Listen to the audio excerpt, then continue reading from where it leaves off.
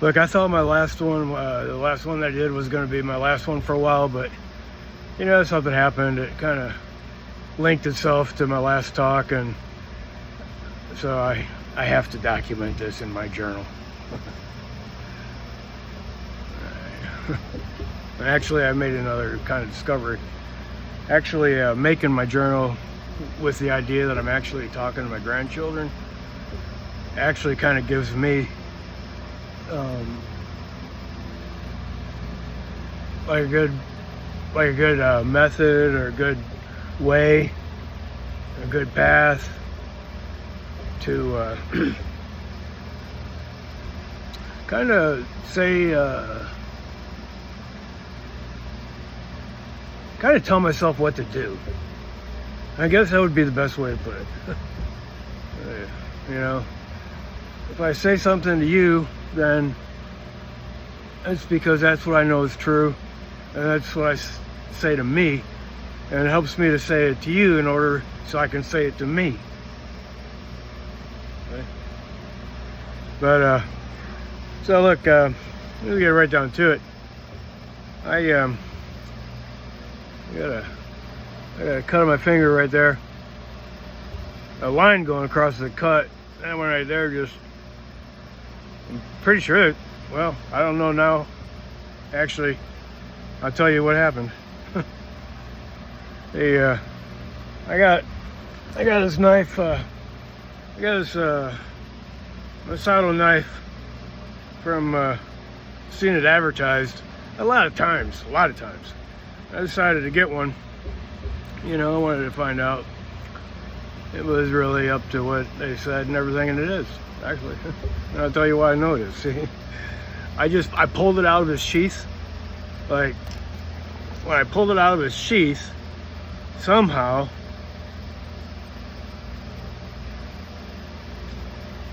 or maybe I was putting it, I think I was pulling it out. I don't know how.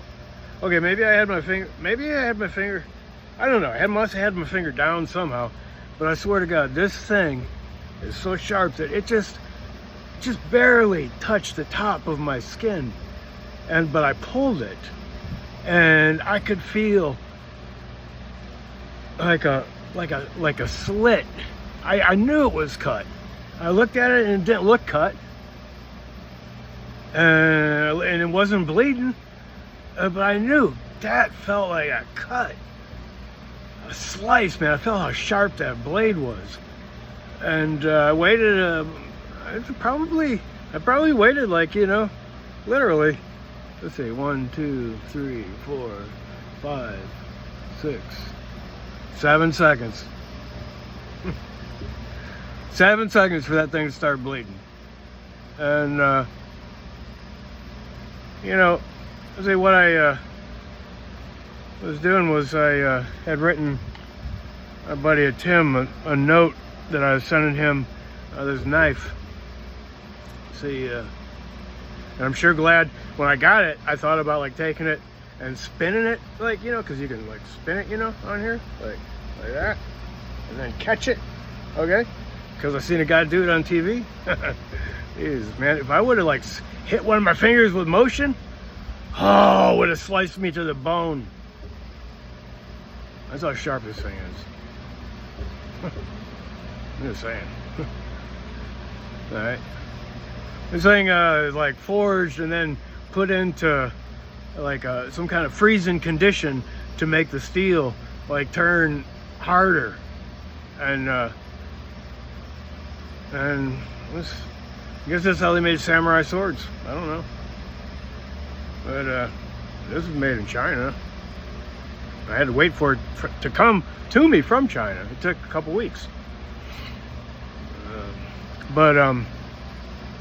Anyway, so I really can't stand Donald Trump. You know, he's president now twice, and like right now he's just doing some atrocious things. You know, he's trying to, like California, for example. You know, they put out a bill, you know, to reduce gas powered, the sale of gas powered vehicles, just the sale of them, by 10 years, and within 10 years, all right. and go to electric. And you know what? You know what? That's a very good motivation. It's best for everybody. It's best practice. But what does Donald Trump do? He basically sent the military in there with tanks. Might have been the military, but I know they came in with tanks.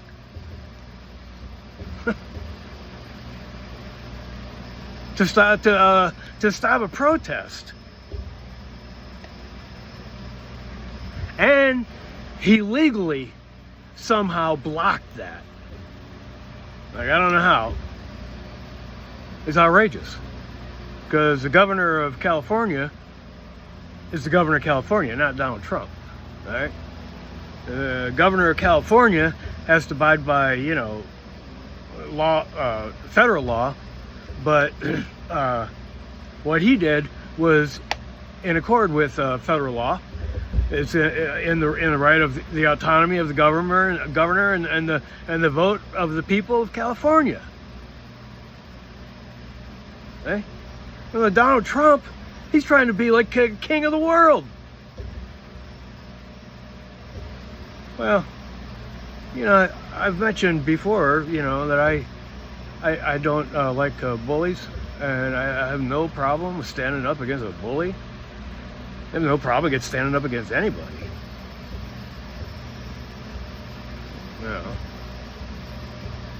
But I don't mean I'm stupid. I don't mean that I'm gonna, go pick and fight or anything. Wisdom of a serpent is to avoid confrontation. And Jesus said, "Be wise as a serpent and harmless as a dove."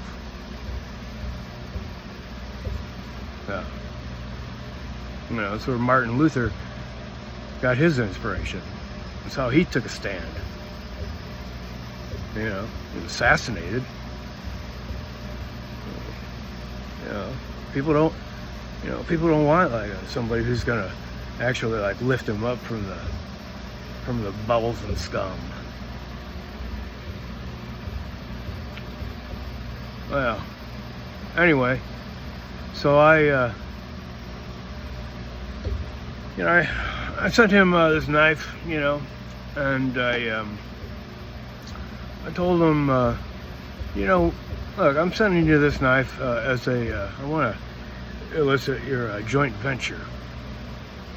And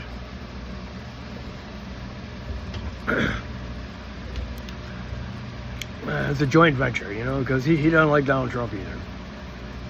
He's called me up bitching about him before. And I said, a knife represents, cutting away the bullshit. Cutting the meat from the bone. Taking, whittling, whatever you need. Your logs for your log cabin. Whatever. With a sharp blade. You know what a blade means. A blade cuts. I know what a blade means. If I would have had it with this blade, I would have cut my head off.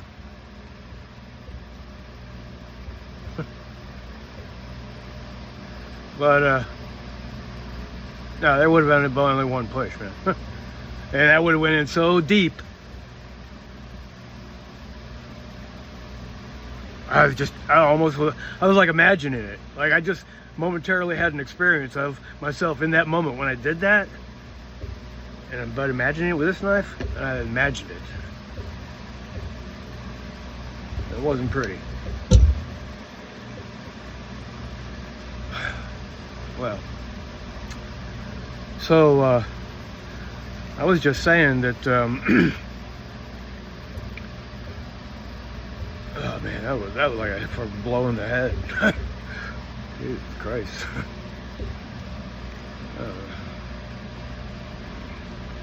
Anyway, so I was actually talking about Donald Trump.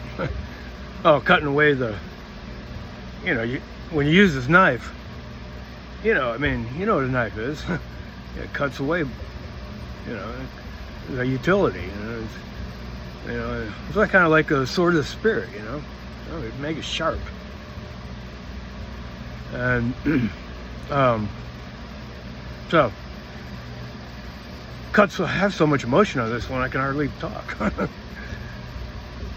It cuts away, stuff, I said, use your mental prowess and your powers of imagination and the force field. I didn't actually say all these words, but this is what I'm thinking.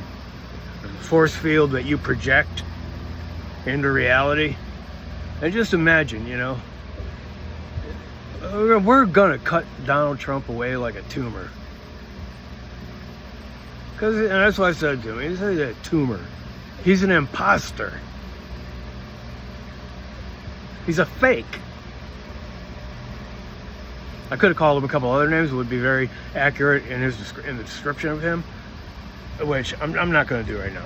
Those are just words I used.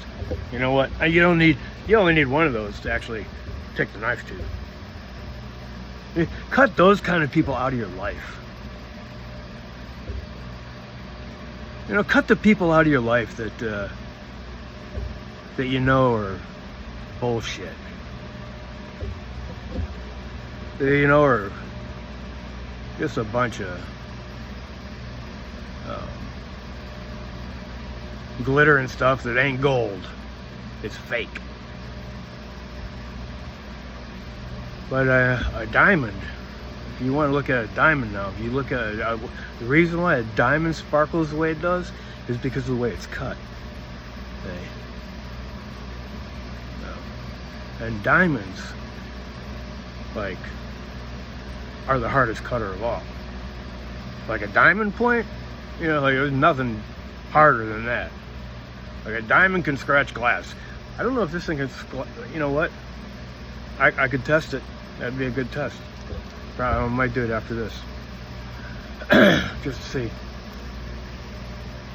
But anyway, that's only the first part of this here epiphany I had.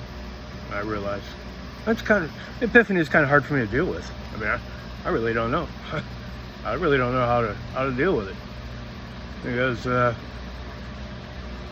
cut me open to a realization, and it's the same realization that Bob Dylan was singing about in his song Back Pages.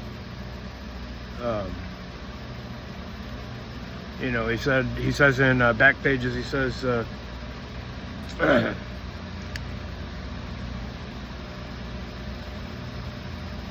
can't. Well, there's everything in the Back Pages. I mean, that he's alluding to. Like the edges that we go to. Thinking, things were just black and white. Well, can't remember the exact part that I thought about in that, but it's the whole thing, basically. The whole point and meaning of his song, that I thought I was older then. I'm younger than that now. I was so much older then. I'm younger than that now, okay? Because, life can cut you wide open. Let me say it one more time. Life can... Careful now. Take this. Cut you wide open. Just think what this knife would do if it went across somebody's chest. I'm serious. I don't know what it would be like to have a sword this sharp. I have a samurai sword, but my friend Steve Marshall, a magician, you can find him in Wikipedia. I helped his dad out. He helped me out and stuff like that. But he gave me a samurai sword that he used for one of his, probably sword piercing magician tricks. I tell you, man, he's got a lot of if you look at what magicians can do, It's like amazing what they can do. I'm telling you, okay, some things like card tricks and coin tricks, okay, you can kind of tell, okay, they're really, really good, but they can pocket that thing like right there, and it's called sleight of hand, right? And there's people that are really good. Even pock picketers are really good. I don't know if they're popular now as they used to be, but it seems like it's happened to me before. Well, I don't know, because I lost something. I don't know how I lost it. But anyway, but then I started thinking, then I heard in my mind, okay, this is where it's going, okay? Then I heard in my mind a phrase in Tweeter and the Monkey Man, like it just came up, okay? And it's when the undercover cop says to Monkey Man,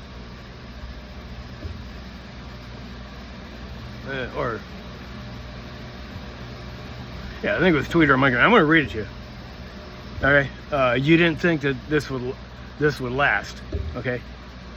Well, see, that's what I thought, like in my mind, like I was saying to Donald Trump, with my not a physical knife, like a spiritual knife, like I'm not talking about like actually taking a knife to somebody.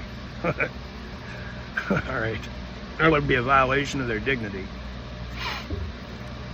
I reckon, unless you had to fight in a war, I mean, and you're forced. There's one thing there is always got to remember that sometimes a person can be caught between a decision between two evils. Well, that happens.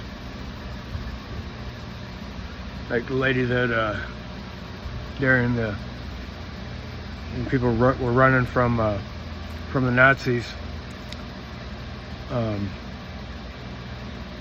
the soldiers and stuff, and the lady wasn't allowed to cross the line with two children, so she had to choose between children, which one she would take and which one she would throw to the wolves. Put yourself in that kind of position, you'll die. You'll die inside. I don't remember what she did. I think they made a movie out of it, and I think it's called Sophia's Choice. I can remember. I mean, I watched that when I was in graduate school for a class. Yeah.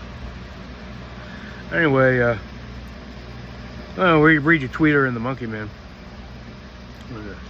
Yeah, because just to get to the part, I feel like, you might not listen to the song, but I hope you do. But if you don't, I want to read it right here. Okay? I think I can read it fast enough.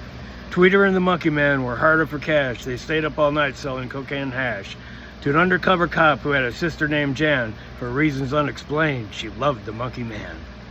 Tweeter was a Boy Scout, for she went to Vietnam and found out the hard way nobody gived a damn.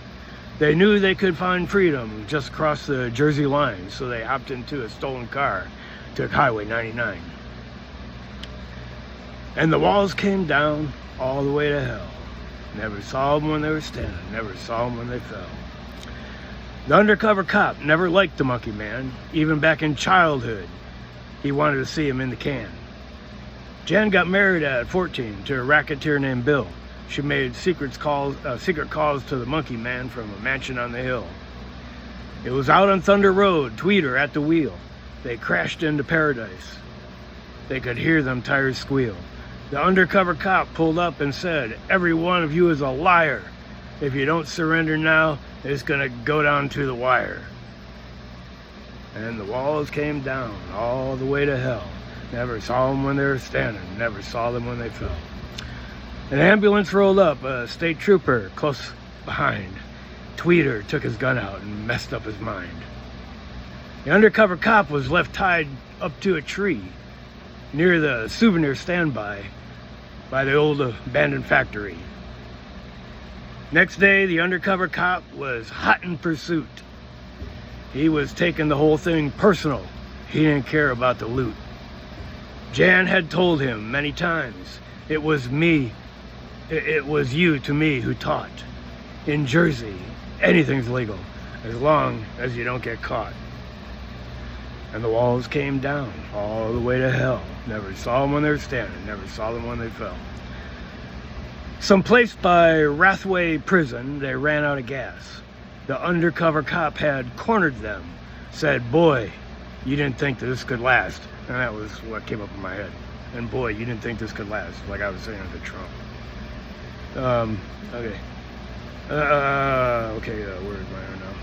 And they're going to Rathway Prison, jumped out of there, someplace you gotta go. Jan says, the monkey man, I'm not... I don't know where I was, but I'm just gonna start reading from right here. Someplace by Rathway Prison, they ran out of gas.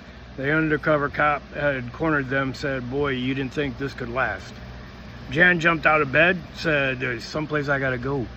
She took the gun out of the drawer and said, it's best if you don't know. The undercover cop was found face down in a field. The monkey man was on the river's bridge, using Tweeter as a shield. Jan said to Monkey Man, I'm not fooled by Tweeter's curl. I knew him long before he ever became a Jersey girl. And the walls came down all the way to hell. Never saw them when they were standing, never saw them when they fell. Now the town of Jersey City is quieting down again. I'm sitting in a gambling club called the Lion's Den. The TV set was blown up. Every bit of it was gone ever since the nightly news showed that the monkey man was on. I guess I'll go to Florida and get myself some sun. There ain't no more opportunity here. Everything's been done. Sometimes I think of Tweeter. Sometimes I think of Jan. Sometimes I don't think about nothing but the monkey man. Yeah. I'm not gonna go read the chorus again. But see. Okay, so, in the story for me, the undercover cop is like not really a good kind of person, like I would be like, I don't know, I could be like Jan, pulling a gun out of the drawer, saying someplace I gotta go. Or I could be like, Tweeter or the monkey man, either one. I mean, I don't really know that much about either one of them. But, I mean, however you flesh it out and embellish it and bring it to life, well, I definitely don't want to identify myself with the cop, the undercover cop, who wants to see, wanted to see Tweeter in the can. See, I thought, ever since childhood, when I heard the song, I thought it said, back in China. See, back in China, maybe they both served in the Vietnam War or something like that, But, well, because they mentioned Vietnam in the beginning, that's why. Anyway, so,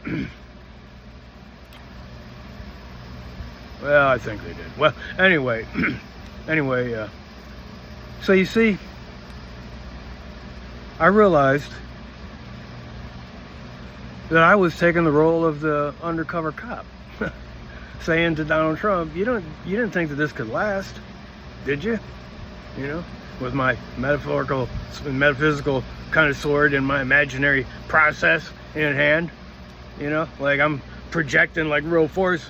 No, Donald Trump, I'm projecting faith, no, Donald Trump is short-lived. He's gonna be history. There ain't gonna be any coming back for him, and then we're gonna be better. Well,